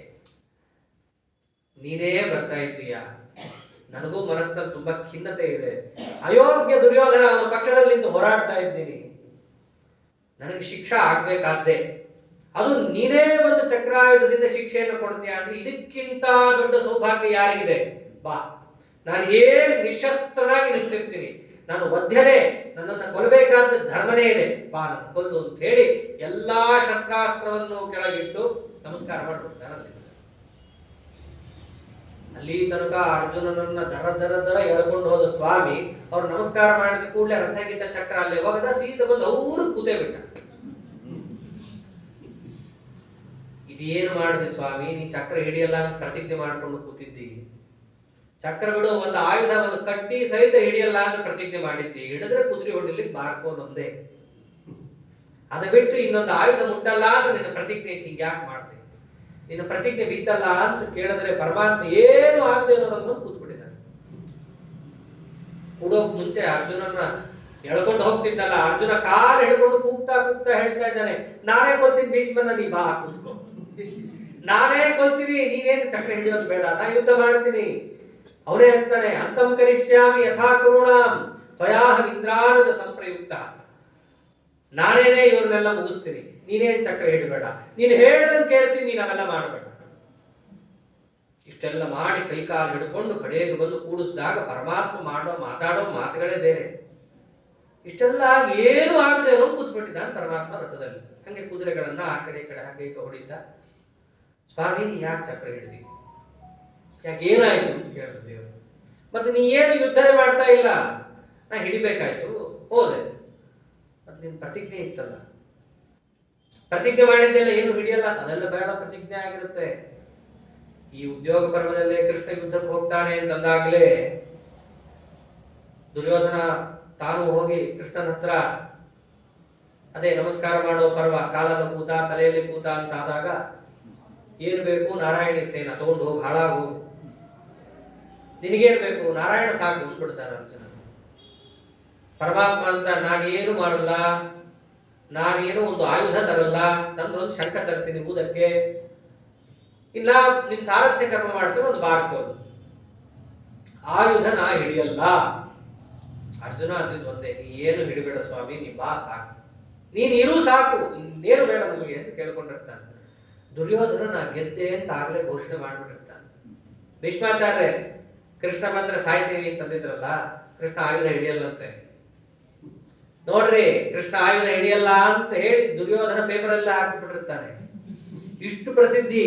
ಭೀಷ್ಮಾಚಾರ್ಯ ಹಣೆ ಹೊಡ್ಕೋತಾರ, ಅಲ್ಲೋ ಅವನ ಆಯುಧ ಬಿಟ್ಟಿದ್ದಾನೆ ಹಿಡಿಯಕ್ಕೆ. ಶಂಖಚಕ್ರ ಗದಾಪದ್ಮ ಧರಾಶ್ಚಿತ್ಯ ಹರೇರ್ ಭುಜಾಹ ಪೀನವೃತ್ತಾಹ ಜಗದ್ರಕ್ಷಾ ಕೇವಲೋದ್ಯೋಗಿನೋ ನಿಶಂ. ಯಾರು ಬಿಟ್ಟಿರ್ತಾನೋ ಅವನು ಹಿಡಿಯೋದು, ಅವನು ಬಿಟ್ಟೇ ಇಲ್ಲ, ಸದಾ ಚಕ್ರ ಶಂಖವನ್ನು ಧಾರಣ ಮಾಡೇ ಇದ್ದಾನೆ. ನಿಂದೊಂದು ದೊಡ್ಡ ಅಜ್ಞಾನ ಇದೆ, ಕೃಷ್ಣ ಚಕ್ರ ಹಿಡಿಯಲ್ಲ ಅಂತ. ನಾನು ಸಮರಾಂಗಣದಲ್ಲಿ ಕೃಷ್ಣ ಪರಮಾತ್ಮನ ಕೈಯಲ್ಲಿ ಆಯುಧವನ್ನು ಹಿಡಿಸೇ ತೀರ್ತೀನಿ ಅಂತ ಅವ್ರು ಪ್ರತಿಜ್ಞೆ ಮಾಡ್ತಾರೆ. ಅವರು ಪ್ರತಿಜ್ಞೆ ಮಾಡಿದ್ದನ್ನ ಪರಮಾತ್ಮ ಇವಾಗ ಸತ್ಯ ಮಾಡ್ತಾ ಇದ್ದಾನೆ. ಅರ್ಜುನ ಅದನ್ನೇ ಕೇಳ್ತಾನೆ, ಸ್ವಾಮಿ ನೀ ಚಕ್ರ ಹಿಡಿಯಲ್ಲ ಅಂದಿದ್ದೆಲ್ಲ, ಹೌದು ಹಿಡಿಯಲ್ಲ ಅಂದಿದ್ದೆ, ಮತ್ತೆ ಹಿಡಿದಿಯಲ್ಲ, ಹಿಡಿದೆ, ನನ್ನನ್ನು ಯಾರು ಕೇಳೋನು, ನಾ ಸ್ವತಂತ್ರ, ನಾ ಏನ್ ಬೇಕಾದ್ರೂ ಮಾಡ್ತೇನೆ. ಅಲ್ಲಿ ಮತ್ತೆ ಪ್ರತಿಜ್ಞಾ ಭ್ರಷ್ಟ ಆಗ್ಲಿಲ್ಲ ನೀನ್ ಪ್ರತಿಜ್ಞೆ ಮಾಡ್ಕೊಂಡಿದ್ದಿ ಹಿಡಿಯಲ್ಲ ಅಂತ, ಹಿಡಿದಿಯಲ್ಲ, ಪ್ರತಿಜ್ಞಾ ಭ್ರಷ್ಟ ನನ್ ಯಾರು ಅಂತಾರೆ? ದುರ್ಯೋಧನ ಅವನ್ನ ಏನು ಮಾಡಿದ್ರು ಅಂತಾನೆ. ನಾನು ಏನು ಮಾಡಿದ್ರು ಅದರ ಒಂದು ಹುಡುಕಾನ ದುರ್ಯೋಧನ. ಅಲ್ಲ ಮತ್ತೆ ಪ್ರತಿಜ್ಞೆ ಅಂತ ಹೋಯ್ತಲ್ಲ, ಏನು ಪ್ರತಿಜ್ಞೆ ಹೋಗಿಲ್ಲ. ಹೋಗ್ಲಿ ಬಿಡ್ತಾನೆ ದೇವರು. ಆಯ್ತು ಪ್ರತಿಜ್ಞೆ ಮಾಡಿದ್ದೆ ಹೋಯ್ತಪ್ಪ, ಏನ್ ಮಾಡಕ್ಕಾಗತ್ತೆ? ಒಂದೊಂದು ಸತ್ಯ ಆಗುತ್ತೆ, ಒಂದು ಸತ್ಯ ಆಗಲ್ಲ. ಕಡೆಗೆ ಅವನು ಅರ್ಜುನ ಶಾಂತವಾಗಿ ಕೇಳಿದಾಗ ಉತ್ತರ ಕೊಡೋಣ, ನೋಡು ನನ್ನ ಪ್ರತಿಜ್ಞೆ ಏನು?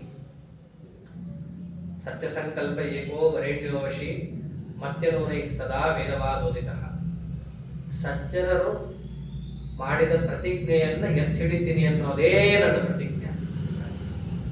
ಭೀಷ್ಮ ನನ್ನ ಭಕ್ತ, ಅವನು ಪ್ರತಿಜ್ಞೆ ಮಾಡಿಕೊಂಡಿದ್ದಾನೆ. ಏನಂತ? ಸಮರದಲ್ಲಿ, ಸಮರಾಂಗಣದಲ್ಲಿ ಕೃಷ್ಣ ಪರಮಾತ್ಮನ ಕೈಯಲ್ಲಿ ಚಕ್ರಾಯುಧವನ್ನು ಹಿಡಿಸೇ ತೀರ್ತೀನಿ ಅಂತ ಹೇಳಿ ಅವನ ಪ್ರತಿಜ್ಞೆಯನ್ನು ನಾನು ಎತ್ತಿಡಬೇಕು. ಅಷ್ಟ್ಯಾಗ ಆ ಮುದುಕನ ಮೇಲೆ ನಿನಗೆ ಪ್ರೀತಿ ಬಿಡ್ಬೋದಿತ್ತಲ್ಲ. ಆ ಕೃಷ್ಣ ಅಂತಾನೆ, ಬಹಳ ಚೆನ್ನಾಗಿರೋ ಮಾತದು.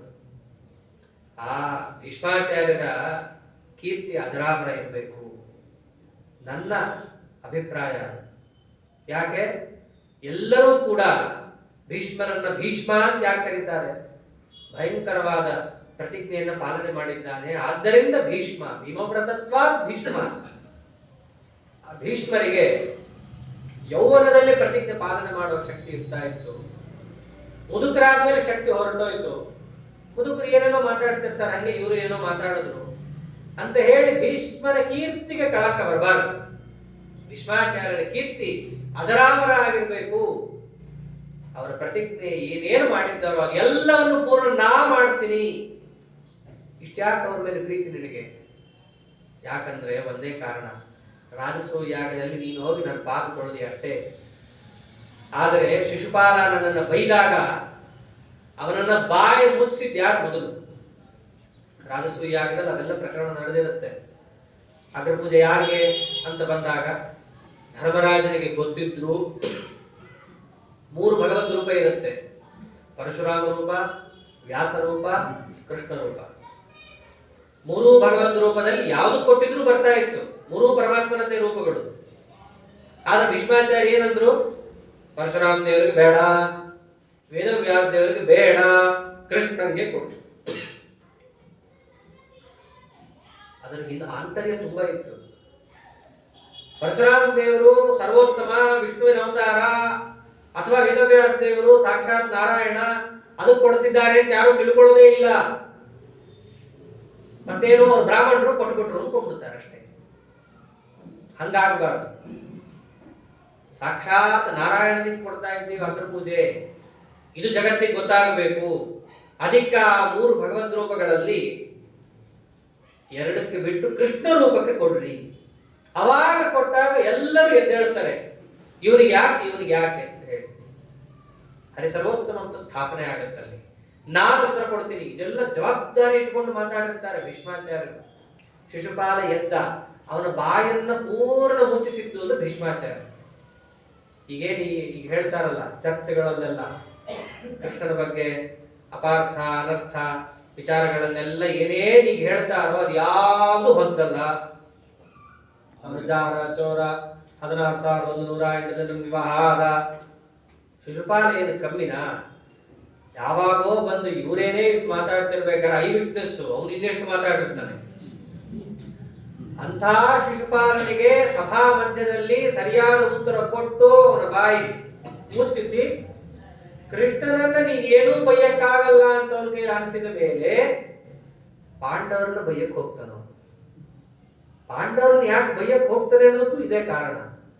ಕೃಷ್ಣನನ್ನ ಎಷ್ಟೇ ಬೈದ್ರು ಈ ಮುದುಕ ಸಮರ್ಥನೆ ಮಾಡ್ದ, ಅವನನ್ನ ಬೈಯಕ್ಕಾಗಲ್ಲ. ಪಾಂಡವರನ್ನ ಬೈದಾಗ ನಮ್ಮ ಸ್ವಾಮಿ ಚಕ್ರವನ್ನು ತಗೊಂಡು ಅವನನ್ನು ಸಂಹಾರ ಮಾಡ್ತಾರೆ.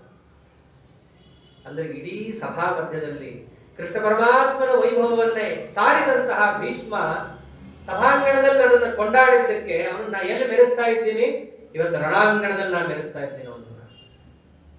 ಭಕ್ತರನ್ನ ಪರಮಾತ್ಮ ಮೆರೆಸಬೇಕು ಅಂತ ಸಂಕಲ್ಪ ಮಾಡಿದ್ರೆ ಅವನಿಗೆ ಇಂಥ ಜಾಗ, ಇಂಥ ಸ್ಥಳ, ಇಂಥ ಸಮಯನೇ ಆಗ್ಬೇಕಂತಿಲ್ಲ. ಎಲ್ಲಿ ಹ್ಯಾಕ್ ಬೇಕಾದ್ರೂ ಮೆರೆಸ್ತಾನೆ. ಅವನ ಇಚ್ಛಾ ಬಂದಿರ್ಬೇಕಷ್ಟೇ.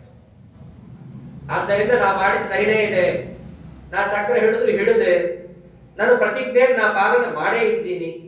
ಆ ದುರ್ಯೋಧನ ಅಜ್ಞಾನಿ, ನಾ ಚಕ್ರ ಬಿಟ್ಟಿದ್ದೆ ಅಂತ ಹೇಳಿ ಅವ್ನಿಗೆ ಯಾಕೆ ಅನ್ನಿಸ್ತು? ಆದ್ದರಿಂದ ಆ ದುರ್ಜನರ ಮುಂದೆ ಹೇಳೋದೆಲ್ಲ ಹಿಡಿಬಾರದು ಅಂತ ಅವಾಗಲೇ ಧರ್ಮವನ್ನು ಹೇಳ್ತಾನೆ ಕೃಷ್ಣ. ಈಗ ಯಾರೋ ಒಬ್ಬ ಕಳ್ಳ ಬರ್ತಾನೆ, ದರೋಡೆಕೋರ, ನಿಮ್ಮ ಮನೆ ಬಾಗಿಲು ತಟ್ತಾನೆ. ಹಾ, ನಿಮ್ಮ ಮನೆ ದುಡ್ಡು ಇದೆಯಾ? ಹಾ, ಎಲ್ಲ ಇದೆ, ಬಾ, ತಿಜೋರಿ ಇದೆ ಅಂತ ಹೇಳ್ತೀವಿ ನಾವು. ಏನಿಲ್ಲ ಅಂತ ಹೇಳಿ ಬಾಗಿಲು ಹಾಕೊಂಡು ಯಾರು ಮನೆಯಲ್ಲೇ ಇಲ್ಲ ಅನ್ನೋದು ಇರ್ತೀವಿ ತಾನೆ. ಕಥಾಸಂಖ್ಯ ಸಾಗರದಲ್ಲಿ ಒಂದು ಚರಿತ್ರೆ ಬರುತ್ತೆ. ಈ ಸತ್ಯ ಹೇಳಬೇಕು ಅಂತಂದಾಗ ಎಲ್ಲಿ ಹೇಳಬೇಕು ಅಂತ ಒಂದು ಕಥೆ ಅದು.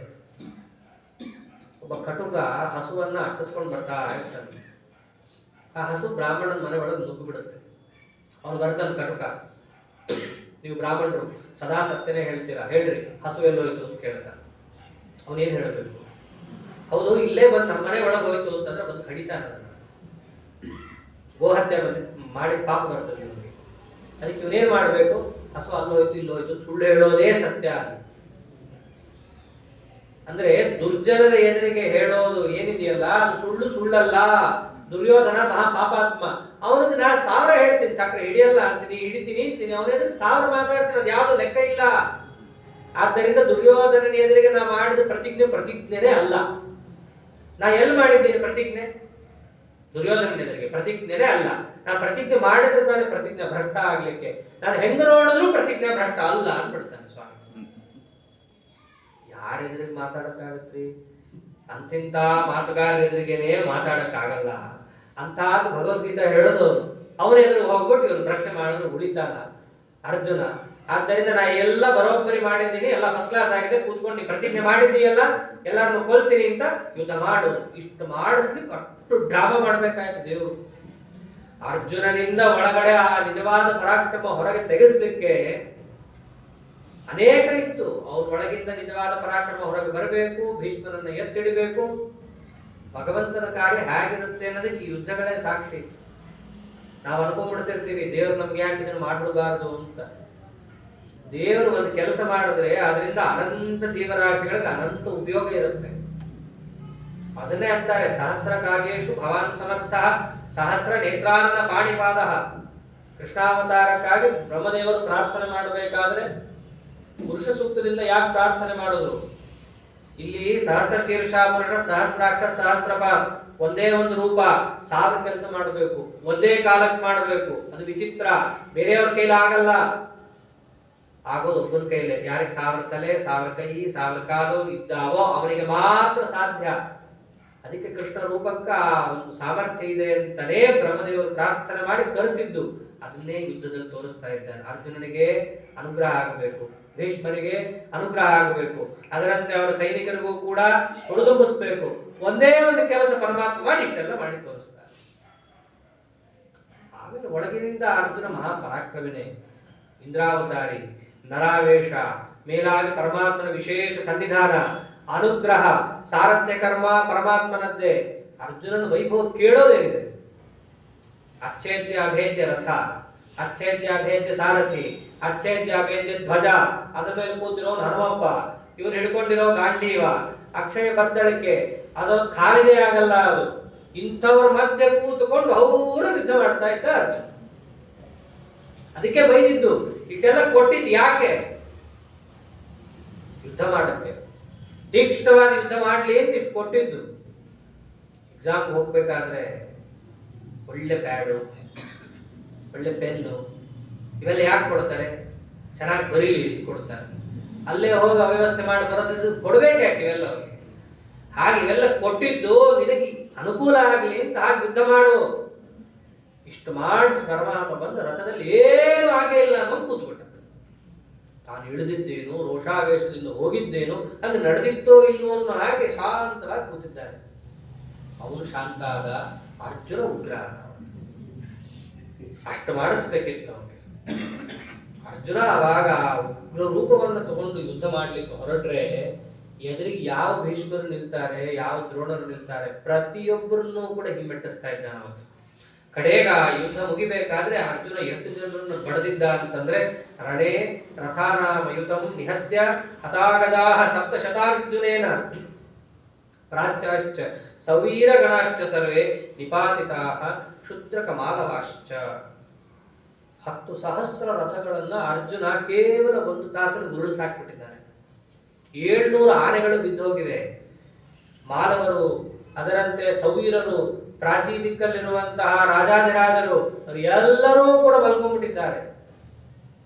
ನಿಲ್ಲೋರಿಲ್ಲ ಅರ್ಜುನನ ಎದುರಿಗೆ. ಕಡೆಗೆ ತಪ್ಪಿಸ್ಕೊಂಡ್ರೆ ಸಾಕು, ಎಲ್ಲಾ ದುರ್ಯೋಧನ ತಮ್ಮಂದು ಸೂರ್ಯನ್ ನೋಡ್ತಾ ನಿಂತಿದ್ದಾರೆ. ಮುಳುಗು ಮಾರಾಯ, ಸಾಕಾಗಿದೆ, ವಾಪಸ್ ಹೋಗಕ್ಕೆ ಮರ್ಯಾದೆ ಪ್ರಶ್ನೆ, ನಿಂತ್ರೆ ಜೀವನದ ಪ್ರಶ್ನೆ. ಕಡೆಗೆ ಸೂರ್ಯನ್ ನೋಡ್ತಾ ನಿಂತು ಬಿಟ್ಟಿದ್ರು ಅವರು. ಬೇಗ ಅಸ್ತ ಆಗು, ಸಾಕಾಗಿದೆ ನಮ್ಗೆ ಯುದ್ಧ ಅಂತ ಹೇಳಿ. ಸಾಮಾನ್ಯವಾಗಿ ಗೆದ್ದವ್ರ ಕಡೆ ಜಯಘೋಷ ಮಾಡ್ತಾರೆ, ಕಡೆ ಸೋತಾಗ ಕೌರವರು ತಾವು ಜಯಘೋಷ ಮಾಡ್ಕೊಂಡು ಹೋಗ್ತಿದ್ದಾರೆ, ಬದುಕಿದ್ವಿ ನಾವು ಅಂತ. ಹಾಗಾಗಿತ್ತು ಅವರ ಅವಸ್ಥೆ. ಏನಂತ? ಸ್ವಬಾಹುವೀರ್ಯೇಣ ಜಿತಾಸ್ಸ ಭೀಷ್ಮ. ಕೌರವರಂತಾರೆ, ಅರ್ಜುನ ತನ್ನ ಬಾಹುಬಲದಿಂದ ಭೀಷ್ಮರನ್ನ ಸದೆ ಬಡದ, ಮತ್ತೊಬ್ಬನು ಎಲ್ಲಾ ಲೋಕ ಮಹಾರಥೇನ, ಎಲ್ಲಾ ಮಹಾರಥಿಗಳನ್ನ ಅರ್ಜುನ ಬಡದ, ನಾವು ಬದುಕೊಂಡು ಶಿಬಿರಕ್ಕೆ ಬಂದ್ವಿ, ಅದಕ್ಕೆ ನಾವು ಜಯಘೋಷ ಮಾಡ್ತಿದ್ದೀವಿ ಅಂತ ಹೇಳಿ ಬರ್ತಾರ. ಮೂರನೇ ದಿವಸದಲ್ಲಿ ಅರ್ಜುನ ಆ ಪರಾಕ್ರಮವನ್ನು ತೋರಿಸ್ದ. ಯಾಕೆ? ಕೃಷ್ಣ ಪರಮಾತ್ಮ ಚೂಟಿದ್ದಕ್ಕೆ ಇಷ್ಟು ಪರಮಾತ್ಮ ಮಾಡಿಸಿದ್ದ. ಇದನ್ನೆಲ್ಲ ಕೇಳ್ತಾ ಇದ್ದಾನೆ ಧೃತರಾಷ್ಟ್ರ.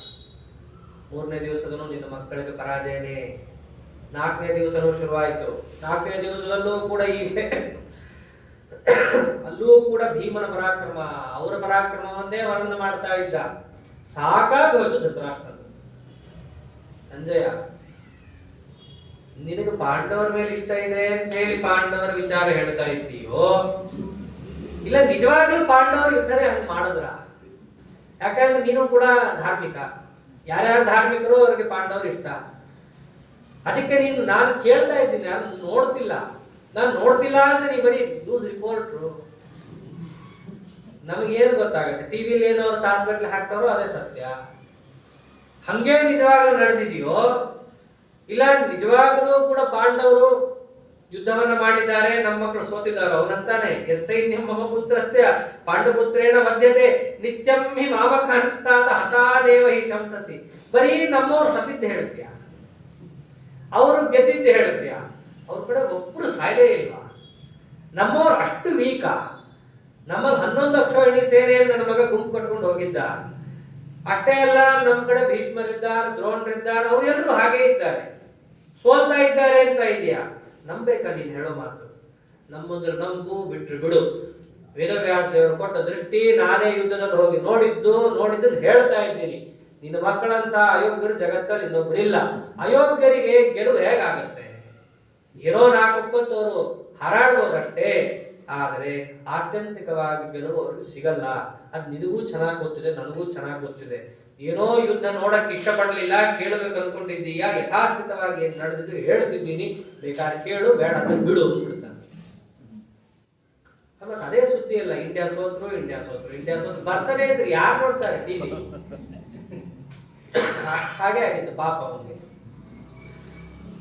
ಕಡೆಗೆ ಇಲ್ಲ, ಹಾಗೆ ಮಾಡಬೇಡ, ಹೇಳು. 4ನೇ ದಿವಸದಲ್ಲೂ ಪಾಂಡವರೇ ಗೆದ್ಬಿಟ್ರ? ಹಂಗ್ ಶುರು ಮಾಡ್ತಾನೆ.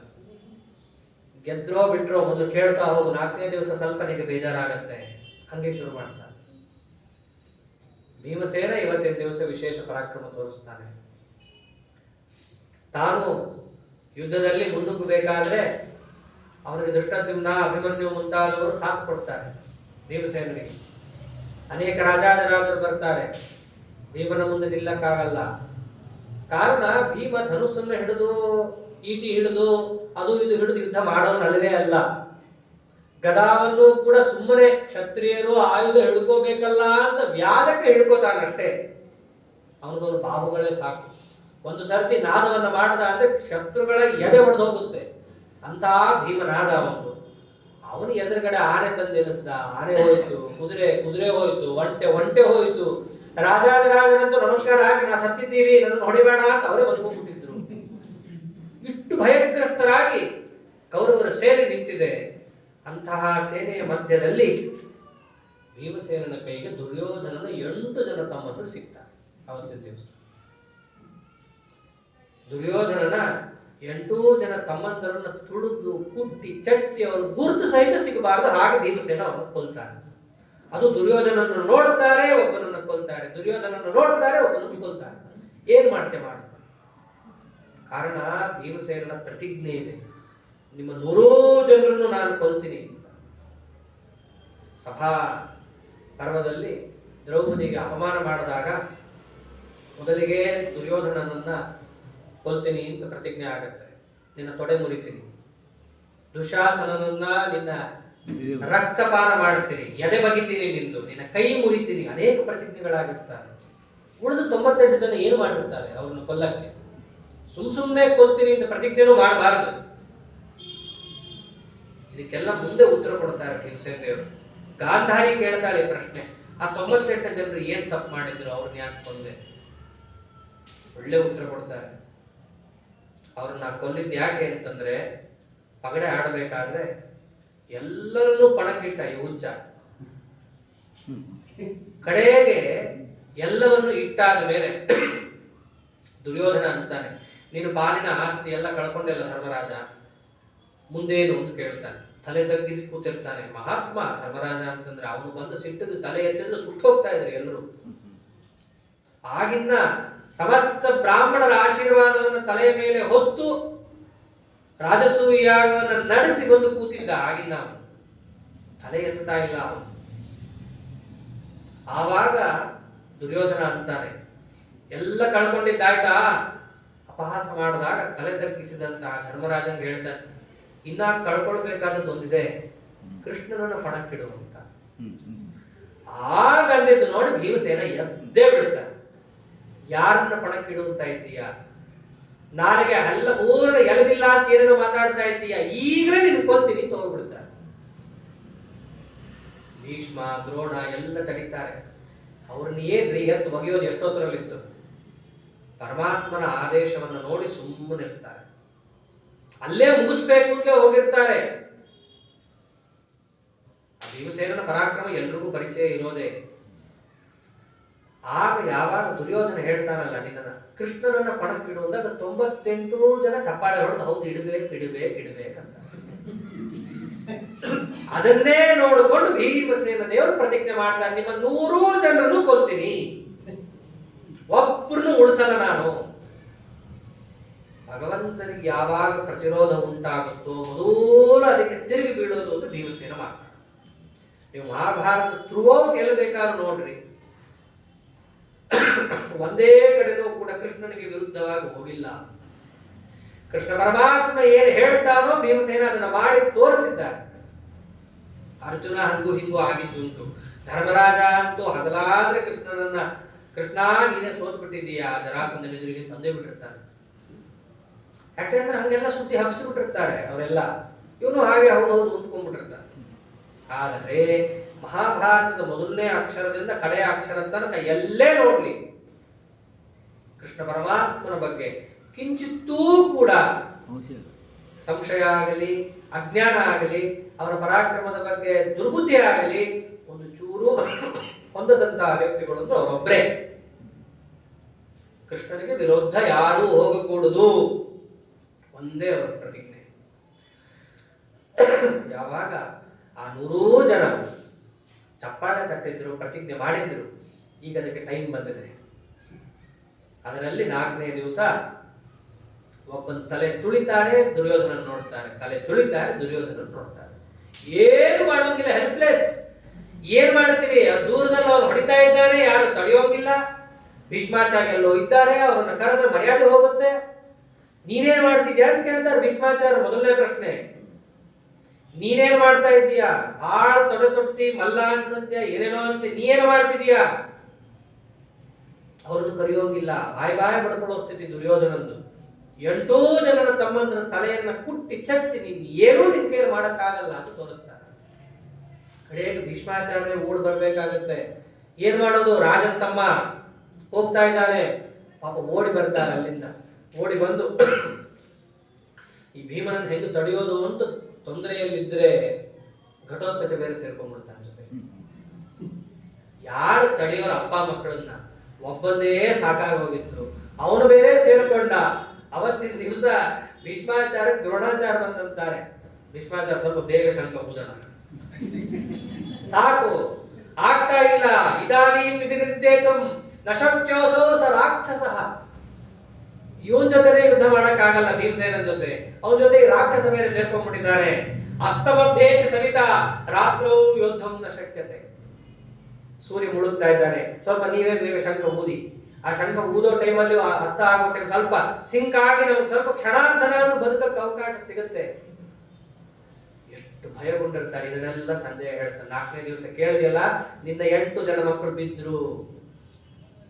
ಆ ಕುರುಡು ಏನು ಮಾಡಬೇಕು? ಒದ್ದಾಡ್ತಾ ಇದ್ದಾನೆ. ದುರ್ಯೋಧನನು ಬೈಕೋತಾನೆ. ದುರ್ಯೋಧನನು ಬೈಕೊಂಡು ಏನು ಬಂತು? ನಿನ್ನ ಅಯೋಗ್ಯತನ, ನಿನ್ನಿಂದಾಗಿ ನಡೀತಾ ಇದೆ, ಬಾಯಿ ಬಿಟ್ಟು ಹೇಳಿದ್ರೆ ಇಷ್ಟೆಲ್ಲ ಆಗ್ತಿತ್ತು. ಆದ್ದರಿಂದ ಇವೆಲ್ಲ ನಡೀತಾ ಇರೋದಕ್ಕೆ ಮುಖ್ಯವಾದ ಕಾರಣ ನೀನೇ. 8 ಜನ ಮಕ್ಕಳನ್ನು ಕಳ್ಕೊಂಡಿದ್ದೀಯಾ, ಇನ್ನ 92 ಇದ್ದಾರೆ, ಅವರು ಹೋಗ್ತಾರೆ, ಏನು ಸಂದೇಹ ಪಡಬೇಡ ನೀನು ಅಂತ ಸಂಜಯ್ ಹೇಳ್ತಾರೆ.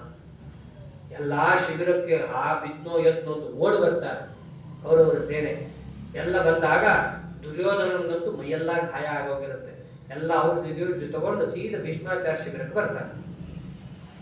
ಹಿಂಗ್ಯಾಕಾಯ್ತು ಅಜ್ಜ? 8 ಜನ ಹೋದ್ರು ನನ್ನ ತಮ್ಮಂದ್ರು, ನೀವೇನು ಮಾಡಲೇ ಇಲ್ಲ ಅಂತಂದಾಗ ಭೀಷ್ಮಾಚಾರ್ಯರು ತಾವು ಕೂಡ ಸುಸ್ತಾಗಿರ್ತಾರೆ, ಶಿಬಿರದಲ್ಲಿರ್ತಾರೆ. ನಿನಗೇನಾಗ್ಬೇಕಪ್ಪ ಅಂತ ಕೇಳ್ತಾರೆ. ಮೊದಲು ನಿನಗೇನಾಗ್ಬೇಕು? ಗೆಲುವು ನಿನಗೆ ಸಿಗಲ್ಲ. ಮೊದಲು ಅದನ್ನ ನೀವು ತಲೆಯಲ್ಲಿ ತಗೊಂಡ್ಬಿಡು. ನಾವು ಕ್ಷಾತ್ರ ಧರ್ಮ ಅಂತ ಹೋರಾಡ್ತಾ ಇದ್ದೀವಿ. ನಾನು ಎಂದಾದ್ರೂ ಕೂಡ ನಿನಗೆ ನಾನು ಗೆಲ್ಲಿಸ್ಕೊಡ್ತೀನಿ ಅಂತ ಏನಾದ್ರು ಮಾತು ಕೊಟ್ಟಿದ್ದೀನ? ಶಕ್ತಿ ಮೀರಿ ಹೋರಾಡ್ತಾ ಇದ್ದೀನಿ, ನಿನ್ ಕಣ್ಣೆದುರಿಗೆ ಇದೆ. ನಾವೇನ್ ಮಾಡಕ್ ಆಗಲ್ಲ. ನಿನ್ 8 ಜನ ತಮ್ಮಂದ್ರು ಅಯೋಗ್ಯರ ತರ ಬೆಂಕಿ ಇದ್ದಲ್ಲಿ ಹುಳ ಹೋಗಿ ಬಿದ್ದಂಗ ಅವನತ್ರ ಯಾಕೆ ಹೋದ್ರು? ಮೊದಲು ಅದನ್ನ ಹೇಳು. ಗೊತ್ತಿದೆ ಭೀಮಸೇನನ ಕೈಗೆ ಸಿಕ್ಕರೆ ನಾವು ಉಳಿಯಲ್ಲ ಅನ್ನೋದು ಬರೀ ಸ್ಪಷ್ಟ ಗೊತ್ತಿದೆ. ಅವನ ಎದುರಿಗೆ ಯಾಕಪ್ಪ ಹೋಗ್ಬೇಕು?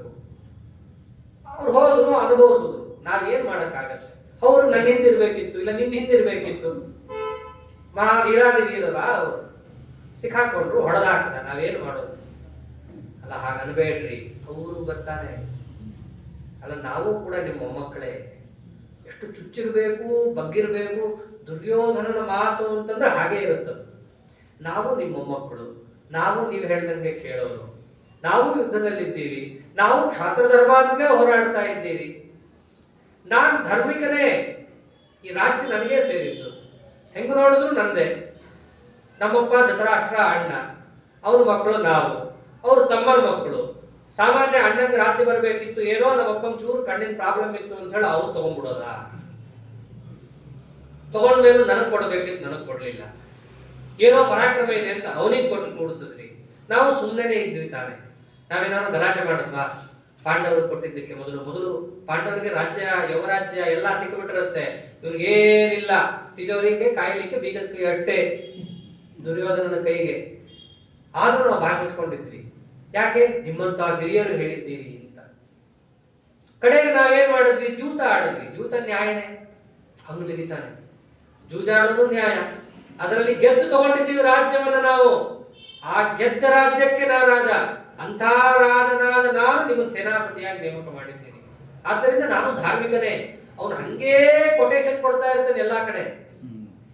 13 ವರ್ಷ ಪಾಂಡವರು ಇರೋದೇ ಇಲ್ಲ. ತಂದೆ ಪ್ರೆಸ್ಸು, ತಂದೆ ನ್ಯೂಸು, ತಂದೆ ಮೀಡಿಯಾ ಎಲ್ಲಾ ಕಡೆ ಇದನ್ನೇ ಹೇಳಿರ್ತಾರೆ. ನಾ ಏನ್ ತಪ್ಪು ಮಾಡಿದ್ದೀನಿ? ನಾ ತಪ್ಪೇ ಮಾಡಿಲ್ಲ. ಪಾಂಡವರು ಸೋತ್ರು, ರಾಜ್ಯ ಕೊಟ್ರು, ಹೋದ್ರು. ದುರ್ಯೋಧನ ಏನ್ ತಪ್ಪು ಮಾಡಿದ? ಅವ್ರಿಗೆ ಯಾರು ಆಡಕ್ಕೆ ಬಂದಿತ್ತು? ಆಡಕ್ಕೆ ಬಂದ್ರು, ಅಷ್ಟು ನೀಡು ಅಂತ ಯಾರು ಹೇಳಿದ್ರು? ಇಟ್ಟು ಮೇಲೂ ಕಾಡಿಗೆ ಹೋಗು, ನಾನ್ ಕಳಿಸಿದ್ನ. ಪಣ ಇಟ್ಟೊಬ್ಬ ಸೋತ ಹೋದ, ನಂದೇನ್ ತಪ್ಪಿದೆ? ಹೀಗೆ ಪ್ರಚಾರ ಮಾಡಿದ್ದ. ಭೀಷ್ಮಾಚಾರ್ಯ ಏನ್ ಮಾತಾಡ್ತೀಯ? ಮಾತಾಡಂತ ಬಿಟ್ಬಿಟ್ರು. ನಿನಗೇನ್ ಆಗ್ಬೇಕು? ಕೃಷ್ಣನ ಅರ್ಜುನ ಕಟ್ ಹಾಕೋದು ಹೇಗೆ ಹೇಳಿದ್ವಿ? ಆಗಲ್ಲ, ಕಟ್ ಹಾಕಕ್ ಆಗಲ್ಲ. ಕೃಷ್ಣ ಅಂದ್ರೆ ಏನ್ ತಿಳ್ಕೊಂಡಿದೀಯ? ಮೊದಲು ಅವತ್ತಿನ ದಿವಸ 4ನೇ ದಿವಸದ ರಾತ್ರಿ ಕೂತ್ಕೊಂಡು ಅವನಿಗೆ ಭಾಗವತ ಹೇಳ್ತಾರೆ. ಕೃಷ್ಣ ಅಂದ್ರೆ ಸರ್ವೋತ್ತಮ ವಸ್ತು, ಸಾಮಾನ್ಯ ಅಲ್ಲ. ಅವನು ಮನುಷ್ಯ ಅಂತ ತಿಳ್ಕೊಂಡಿದ್ರೆ ನಿನ್ ತಲೆಯಲ್ಲಿ ಬುದ್ಧಿ ಅಲ್ಲ ಇರೋದು, ನಿನ್ ತಲೆಯಲ್ಲಿ ಕೊಳೆ ತುಂಬಿದೆ. ಆದ್ದರಿಂದ ಪರಮಾತ್ಮನನ್ನ ಎದುರಿಸ್ಲಿಕ್ಕೆ ಆಗಲ್ಲ. ಸ್ಪಷ್ಟ ತಿಳ್ಕೊ.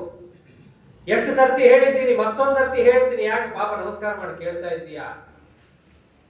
ಒಳ್ಳೆ ವಿಷಯ ಹೇಳೇ ಹೇಳ್ತೀನಿ.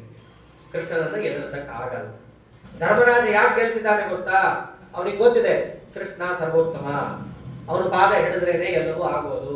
ಈ ರಾಜ್ಯ ಸುಖದಿಂದ ನಮಗೇನೋ ಆಗ್ಬೇಕಾಗಿಲ್ಲ. ನಮ್ಮ ಧರ್ಮಾನುಷ್ಠಾನದಿಂದ ಪರಮಾತ್ಮನನ್ನ ಪೂಜಿಸಬೇಕು. ಸ್ಪಷ್ಟ ಗೊತ್ತಿದೆ ಧರ್ಮರಾಜನಿಗೆ. ಕೃಷ್ಣನ ಕಾಲು ಹಿಡ್ಕೊಂಡಿದ್ದಾನೆ.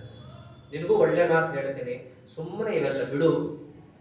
4 ದಿವಸ ಯುದ್ಧ ಆಗಿರೋ ಅವಾಂತರ ಸಾಕು. ಹೋಗ್ಬಿಟ್ಟು ಧರ್ಮರಾಜನ ಶಿಬಿರಕ್ಕೆ ಅವನನ್ನ ಕೇಳ್ಕೋ, ಸಂಧಿ ಮಾಡಕೋ, ಉಳಿದ 92 ಜನನ ಉಳಿಸ್ಕೋ. ಸೇನಾಧಿಪತಿಯಾಗಿ ಜವಾಬ್ದಾರಿಯುತ ಸ್ಥಾನದಲ್ಲಿ ಏನು ಸಂಭಾವಿತ ಇದೆಯೋ ಅದನ್ನ ಹೇಳಬೇಕು, ಹೇಳ್ತಾ ಇದ್ದೀನಿ.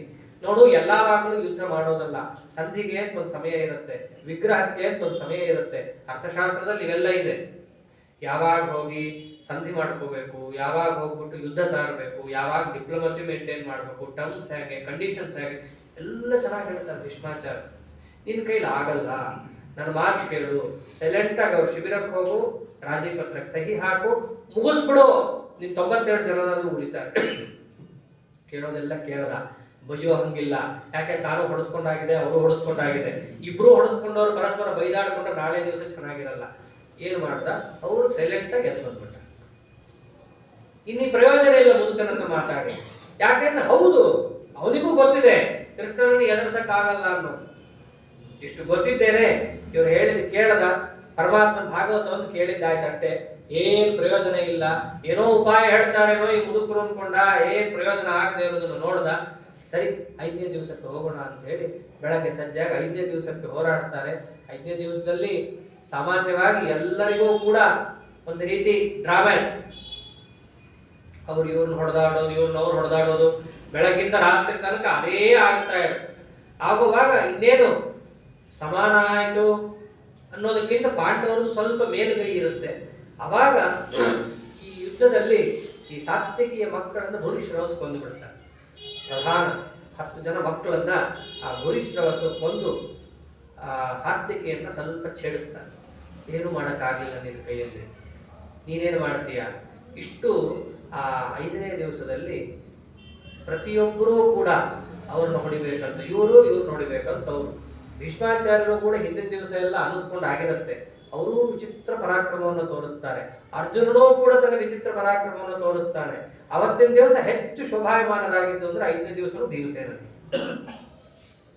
ಈ ಜನರನ್ನ ಯಾರು ಹೆಚ್ಚು ಕೊಂದ್ರು ಅಂತ ಹೇಳಿ ಕಡೆಗೆ ಒಂದು ಪಟ್ಟಿಗೆ ಸಿಗುತ್ತೆ, ನಂಬರ್ಸ್. ಯಾರು ಕೊಂದಿದ್ದು ಅಂತಂದ್ರೆ ಭೀಮಸೇನ 6 ಅಕ್ಷೋಹಿಣಿ ಸೇನ ಕೊಂದ ಅಂತ ಇದೆ. 11 ಅಕ್ಷೋಹಿಣಿ, ಅದ್ರ 6 ಭೀಮಸೇನ ಕೊಂದಿದ್ದು. ಇನ್ನು ಉಳಿದಿದ್ದರಲ್ಲಿ ಅವಶಿಷ್ಟ ಅರ್ಜುನ 4, ಇನ್ನು ಉಳಿದಿದ್ರು ಒಬ್ಬರು ಅವ್ರ ಅಣ್ಣ ತಮ್ಮಂದ್ರೆ. ಅದಕ್ಕೆ ದುರ್ಯೋಧನ ಮೊದಲಿಂದಲೂ ಪಾಪ ಆಡ್ತಿರ್ತಾನೆ. ಅಂತರ್ಶೂರ ಮಹೇಶ್ವಾಸ ಭೀಮಾರ್ಜುನ ಸಮಾಯುಧಿ ಅಂತಾನೆ ಅವ್ರು ಆಡ್ತಿರ್ತಾನೆ. ಅಷ್ಟು ಭೀಮಸೇನ ಪರಾಕ್ರಮ ಅಲ್ಲಿ ತೋರಿಸಿದಾಗ ಏನು ಮಾಡಬೇಕು ಅಂತ ಸಹಿತ ಗೊತ್ತಾಗಲ್ಲ. ಕಡೆಗೆ ದ್ರೋಣಾಚಾರ್ಯ ಅಂತಾರೆ, ಏನ್ ಮಾಡಿದ್ರು ಇವತ್ತು ಆಗ್ತಾ ಇಲ್ಲ ಭೀಷ್ಮರೇ, 5ನೇ ದಿವಸನೂ ಕೂಡ ನಮ್ಮ ಪಾಲಿಗಿಲ್ಲ. ಸೇರಿ ಅವಹಾರವನ್ನೇ ಮಾಡೋಣ, ವಾಪಸ್ ಕರೆಸ್ಕೊಳ್ಳೋಣ. ಅವಹಾರ ಅಂತಂದ್ರೆ ರಿಟ್ರೀಟ್, ಸಾಕು ಇವತ್ತಿಂದು ಮುಗಿದಿದೆ, ವಾಪಸ್ ಹೋಗೋಣ ನಾವು ಅಂತ ಹೇಳಿ 5ನೇ ದಿವಸ ಅಂತ ದೇಸೇನೆ ವೃಷ ಸಂವಿಘ್ನೆ ಯತತು ಸ್ವಂ ನಿವೇಶನಂ ತದಸ್ವ ವಿಶ್ವ ಶಿಬಿರಂ ಗತ್ವಾ ನಿಮಿಷನ್ಸ್ ತತ್ರ ಭಾರತ ಪಾಂಡವಾಹ ಸಂಜಯೈ ಸಾರ್ಧಂ ಕುರಶ್ಚ ಯಥಾವಿಧಿ. ಅದರಂತೆ ಅವರವರ ಶಿಬಿರಕ್ಕೆ ಅವರವರು ಹೋಗಿ ವಿಶ್ರಾಂತಿಯನ್ನು ತಗೊಳ್ತಾರೆ. ಒಟ್ಟಿನಲ್ಲಿ 5ನೇ ದಿವಸ, 4ನೇ ದಿವಸ, 3ನೇ ದಿವಸ ಏನು ಮಾಡಿದ್ರು ಕೂಡ ಧೃತರಾಷ್ಟ್ರನಿಗೆ ಬಾಯಿ ಅಗಲಿಸಲಿಕ್ಕೆ ಒಂದೇ ಒಂದು ಅಂಶವೂ ಇಲ್ಲ. ಬರೀ ಹತ್ತಿದ್ದೇ ಪಾಪ ದುರ್ಯೋಧನನು ಕೂಡ ಎಷ್ಟೋ ಪ್ರಯತ್ನ ಪಡ್ತಾನೆ, ಈ ಮುಲ್ಕನಿಂದ ಏನಾದ್ರೂ ನಮ್ಗೆ ಸಿಗತ್ತಾ, ಅವರಿಂದ ಏನೂ ಸಿಗ್ತಾ ಇಲ್ಲ, ಸಿಗಕ್ಕಲ್ಲಿ ಏನ್ ಇಲ್ಲ ಕೂಡ. ಅವರು ಪ್ರಾಣ ಬಿಟ್ಟು ಹೋರಾಡ್ತಾ ಇದ್ದಾರೆ ಭೀಷ್ಮಾಚಾರ್ಯರು. ಒಂದೇ ಒಂದು ಧರ್ಮ, ಏನೋ ಮಾತು ಕೊಟ್ಟಿದ್ದೀನಿ, ಅನ್ನ ತಿಂದಿದ್ದೀನಿ, ಅದಕ್ಕೋಸ್ಕರ ಇಷ್ಟು ಹೋರಾಡ್ತಾ ಇದ್ದೀನಿ ಅಂತ ಪಾಪ ಅವರು ಬಿಟ್ಟು ಹೋರಾಡ್ತಾ ಇದ್ದಾರೆ. ಇದಿಷ್ಟನ್ನು ಸಂಜೆ ಹೇಳಿದಾಗ ಮುಂದೇನಾಯ್ತು ಅಂತ ಕೇಳ್ತಾ ಇದ್ದಾನೆ ಧೃತರಾಷ್ಟ್ರ. ಅದಕ್ಕೆ ಯಾವ ರೀತಿಯಾಗಿ ತಿಳಿಸಿದ್ರು ಇತ್ಯಾದಿ ಭಾಗವನ್ನ ನಾಳೆ ದಿವಸ ನೋಡೋಣ ಅಂತ ಹೇಳ್ತಾ ಅದೇ ಯಥಾವತಿ ಕಥಾಭಿಪ್ರಾಯ ಶ್ರೀಕೃಷ್ಣಾರ್ಪಣಮಸ್ತು. ಹರಿಯೇ ನಮಃ. ಪರಿಪಾಲಯ